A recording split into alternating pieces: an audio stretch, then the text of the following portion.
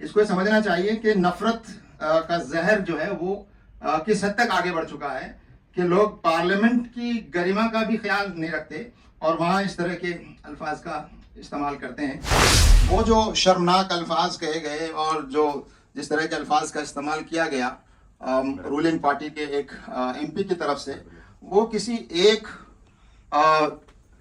फर्द या एक इंडिविजुअल पर वो कमेंट नहीं था, बल्कि वो एक पूरी कम्युनिटी पर और एक ऐसी कम्युनिटी जो खास रिलीजन को मानती है उस पर वो कमेंट था। लेकिन अभी तक उन मेंबर ऑफ पार्लियामेंट के खिलाफ उसके खिलाफ कोई ऐसी कार्रवाई नहीं हुई है जिससे ये महसूस होता हो कि मौजूदा रूलिंग पार्टी उसको कोई बहुत बड़ा क्राइम समझती है। जमात इस्लामी हिंद उसको बहुत बड़ा क्राइम समझती है और पार्लियामेंट की जो डिग्निटी है, हमारे मुल्क की जो डिग्निटी है, उसको मजरूह करने वाला वो अमल है और ऐसे लोगों के खिलाफ सख्त कार्रवाई जो बहुत नामी पत्रकार हैं, लेकिन चूंकि वो सरकार की हाँ में हाँ नहीं मिला रहे हैं, सरकार की साथ नहीं चल रहे हैं और वो सरकार की कमियों की तरफ भी वो इशारा करते हैं, ऐसे पत्रकारों को, लेखकों को, कॉलमिस्ट को आप निशाना बना रहे हैं और डरा धमका रहे हैं। तो ये साफ नज़र आता है कि आखिर सरकार क्यों डरी हुई है। उनको एक तरह से हरास करने की कोशिश है, डराने की कोशिश है और जिन लोगों के नाम अभी नहीं आए हैं उनको मैसेज दिया जा रहा है कि अगर तुम ठीक ठाक नहीं रहे तो तुम्हारे साथ भी यही होगा। तो जो लोग अभी सेफ नज़र आ रहे हैं वो ये ना समझें कि उनके साथ नहीं हो सकता, अगर वो भी सरकार के खिलाफ बोलेंगे तो यही होगा उनका। और मुझे लगता है कि 2024 का इलेक्शन जो सामने है और मौजूदा हुकूमत शायद इस बात से घबरा रही है कि उनकी सच्चाई सामने ना आ जाए।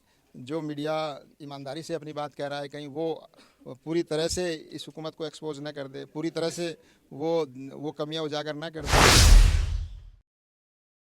पेश आया और वो ये कि जिससे हमारे देश की और हमारी पार्लियामेंट की जो डिग्निटी है वो काफ़ी गिरी और दुनिया भर में और मुल्क में एक गलत मैसेज गया कि हमारे जो पीपल्स रिप्रेजेंटेटिव हैं और हमारी जो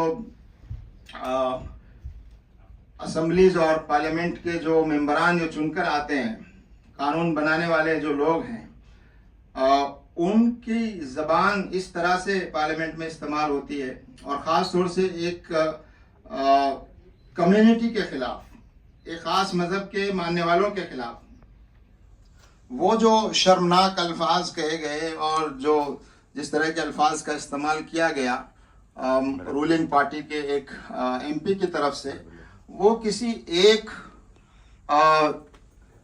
फर्द या एक इंडिविजुअल पर वो कमेंट नहीं था, बल्कि वो एक पूरी कम्युनिटी पर और एक ऐसी कम्युनिटी जो खास रिलीजन को मानती है उस पर वो कमेंट था। तो इसको बहुत ही सीरियसली लिया जाना चाहिए। यकीनन लोगों ने इस पर नाराज़गी का इजहार किया है, लेकिन अभी तक उन मेंबर ऑफ पार्लियामेंट के खिलाफ उसके खिलाफ कोई ऐसी कार्रवाई नहीं हुई है जिससे ये महसूस होता हो कि मौजूदा रूलिंग पार्टी उसको कोई बहुत बड़ा क्राइम समझती है। जमात इस्लामी हिंद उसको बहुत बड़ा क्राइम समझती है और पार्लियामेंट की जो डिग्निटी है, हमारे मुल्क की जो डिग्निटी है, उसको मजरूह करने वाला वो अमल है और ऐसे लोगों के खिलाफ सख्त कार्रवाई होनी चाहिए। हमारी डिमांड तो ये है कि उनकी जो पार्लियामेंट की मेंबरशिप है दैट शुड बी टर्मिनेटेड। उनको पार्लियामेंट की मेंबरशिप से टर्मिनेट करना चाहिए या कम से कम उनको सस्पेंड करना चाहिए, लेकिन ऐसी कोई कार्रवाई नहीं हुई है। और अफसोसनाक ये है कि जो वीडियो दिखाए गए बाद में, वहाँ उनकी पार्टी के सीनियर लीडर्स जो है उनको समझाने के बजाय पीछे से मुस्कुराते और हंसते हुए नज़र आते हैं। इससे और अंदाज़ा होता है कि हाउ सीरियस दे आर। तो ये जो वाक़या हुआ है इसको एक वाक़या नहीं समझना चाहिए, इसको समझना चाहिए कि नफ़रत का जहर जो है वो किस हद तक आगे बढ़ चुका है कि लोग पार्लियामेंट की गरिमा का भी ख्याल नहीं रखते और वहाँ इस तरह के अल्फाज का इस्तेमाल करते हैं।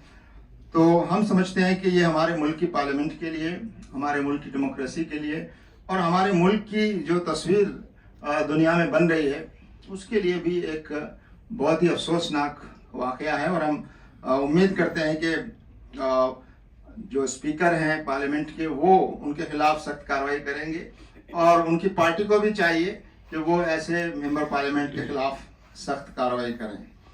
भी आपने जिस तरह से मीडिया की आज़ादी को लेकर बात की और पिछले दिन हमने देखा कि तमाम जो पत्रकार थे उनके घरों पर पुलिस पहुंची और एक न्यूज़ दफ्तर पर भी छापेमारी की है, किस तरह से देखते हैं इसको?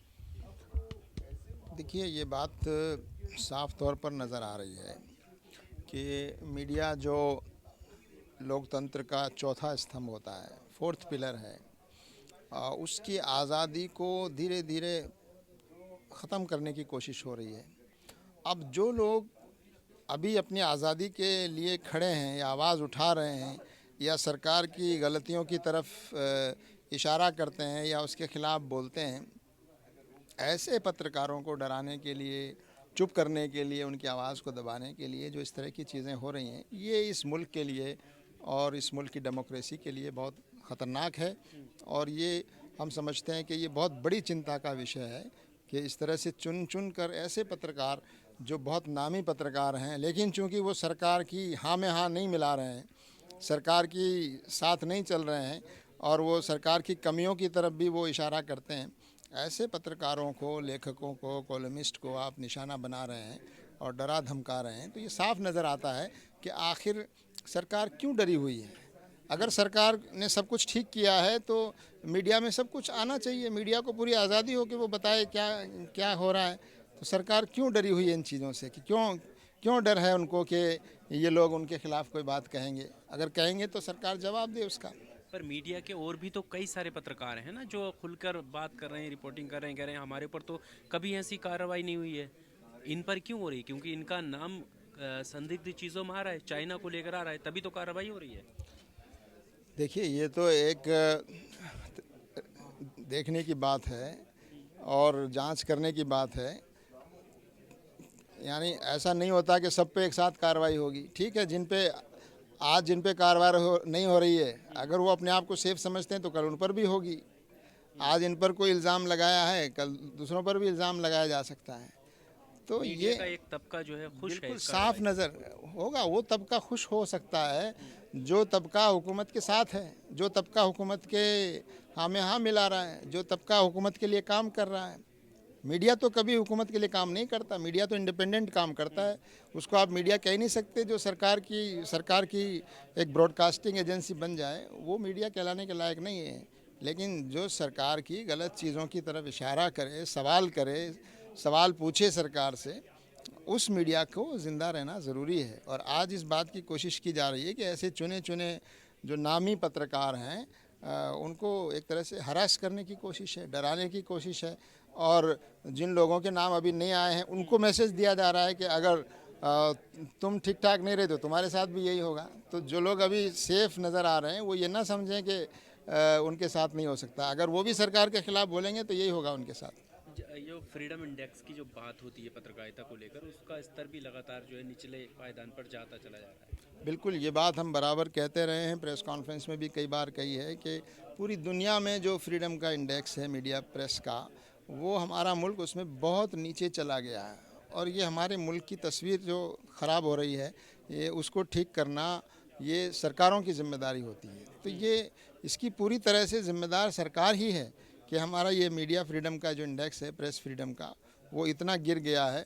हमारे मुल्क की तस्वीर बाहर ख़राब हो रही है, हमारे मुल्क के बारे में एक गलत तस्वीर बन रही है। तो ये हम सब के लिए अफसोस की बात है। क्या लगता है कि इसके पीछे की बड़ी वजह मीडिया के दो धड़ों में बंटना है, जो फ्रीडम इंडेक्स जो नीचे जा रहा है, आज़ादी जो है प्रेस की? मीडिया का बंटना नहीं है, असल में सरकार जो पावर में है उसने मीडिया के एक बड़े हिस्से को दबा दिया है। उसने मीडिया के एक बड़े हिस्से को या तो ख़रीद लिया है या डरा दिया है। एक बहुत थोड़ा छोटा तबका है जो अभी भी हिम्मत और हौसले के साथ अपनी आवाज़ उठा रहा है, उसको भी दबाने की कोशिश की जा रही है। और मुझे लगता है कि 2024 का इलेक्शन जो सामने है और मौजूदा हुकूमत शायद इस बात से घबरा रही है कि उनकी सच्चाई सामने ना आ जाए। जो मीडिया ईमानदारी से अपनी बात कह रहा है, कहीं वो पूरी तरह से इस हुकूमत को एक्सपोज ना कर दे, पूरी तरह से वो कमियां उजागर ना कर दे। तो उस डर से शायद ये कोशिश की जा रही है कि इस आवाज़ को दबाया जाए। मगर ये आवाज़ को दबाना जो है ये बहुत गलत है। हम इसको कंडेम भी करते हैं और इसका विरोध होना चाहिए।